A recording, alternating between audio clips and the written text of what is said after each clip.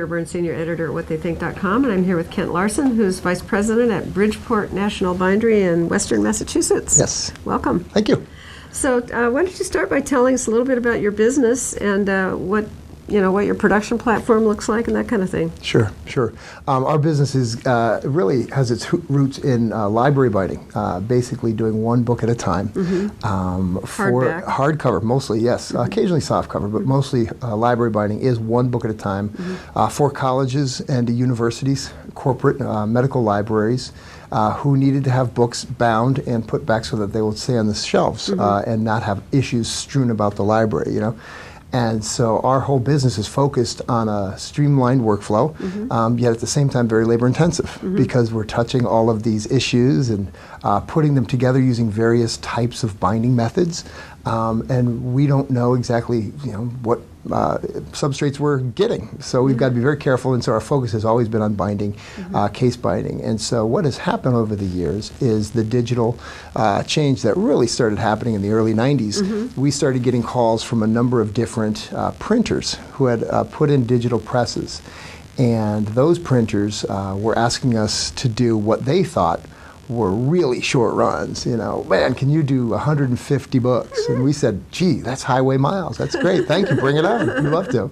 And at the time, what they were looking for was the ability to do short runs, 150 to 500, basically hardcover books that had the mimic and the look, the facsimile of what a traditionally bound book looked like coming off of automated equipment, but those were obviously done in much larger runs, and so our key was being able to do a book that was well produced, had a nice rounded and back spine, and was able to be done in short quantities. So we were getting books that were 150 to 500 orders, and at the time it was tempting to get into printing. But we felt that that was not our time, not our market. Our customers were printers, and it wasn't right for us to go around them.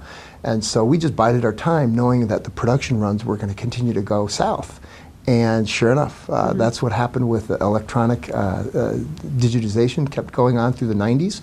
And at the turn of the century, what really happened was a lot of people said, hey, these 500s became hundreds, became 50s, became 10s. And then imagine, printing one book. I can't put that in a box and ship it to you and have you bind it. That's too crazy. So let's develop a workflow here, and that's where we got into printing. That's what germinated Bridgeport backing up the production chain. And so one thing led to another, and a few years later we had some inquiries for photo books because photo books were, oh wow, we can do this as a paperback, but wow, Bridgeport, can you do this as a really nice deluxe hardcover?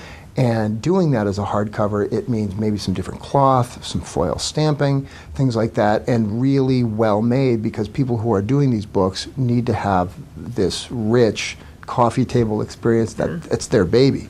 And so that's when we went 6 years ago in 06 to the IPEC show in Birmingham, England, and walked into the HP booth and said, that's the machine.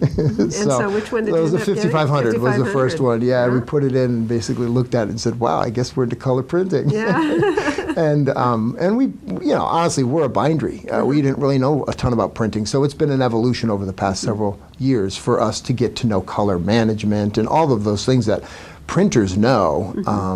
We have the advantage of knowing binding. And how was HP in helping you on that learning curve? Oh, huge, absolutely huge. We really rely on the collaborative approach has been great.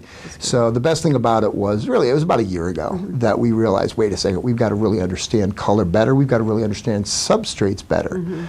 And so we've worked with some folks at HP that have just been incredibly helpful, getting us to understand that world so that we can really take our skill set, which is binding, and marry it with the real magic that happens with the HP. Now I understand a couple of your customers are pretty well-known kind of books-on-demand companies. This is true. Yes, we have several companies that have partnered with us. One of our main goals as a bindery is to satisfy whoever comes to us with the highest quality product. And I mentioned going to IPEX. Well, we went to IPEX, with Blurb back in the early days, and also back in those early days, we had folks like people like Lulu interested, people at the time known as BookSurge, who eventually became CreateSpace interested. So back in the early days, there were these ideas that were being formed about what the Book of One can be. And it is, yes, we're still doing a lot of black and white, but the color space has really grown. And what's interesting and dynamic now is where the art community and the fine art publishers are heading, because it doesn't make sense to produce 25,000 books when you've only sold maybe 250. Why would you produce them at a fraction of the cost in China and have them imported just to sit in a warehouse? It doesn't make sense. So the digital approach is so much more practical. Yes, it might be higher per unit, but at the end of the day, you've produced your job. You're onto something else. Well, and think about it. If you print 25,000 and only use 250. It's a pretty high cost per copy. You do the math. I'll let you begin starting to convince publishers of that, for sure. And so right now your average run length is 1 point. It's generally it's hard to calculate specifically, but we're between 1.5 and 2. That's great. Yeah, and it's not so much the books per order; it's the orders per day. And this goes back to the system, the ability to calculate all of the orders that are going on and shipping out in a day, and then having to reconcile those so that your customers have a bill at the end of the day that that it is completely reconciled, pages printed, books bound, where it's shipped, all that information is backed up. And that's a pretty critical component. So having HP understand the IT side of things as well as the quality side of things with regards to their Indigo presses is pretty critical for us. That's absolutely. What a great story. Thank you for sharing. Thanks for your time.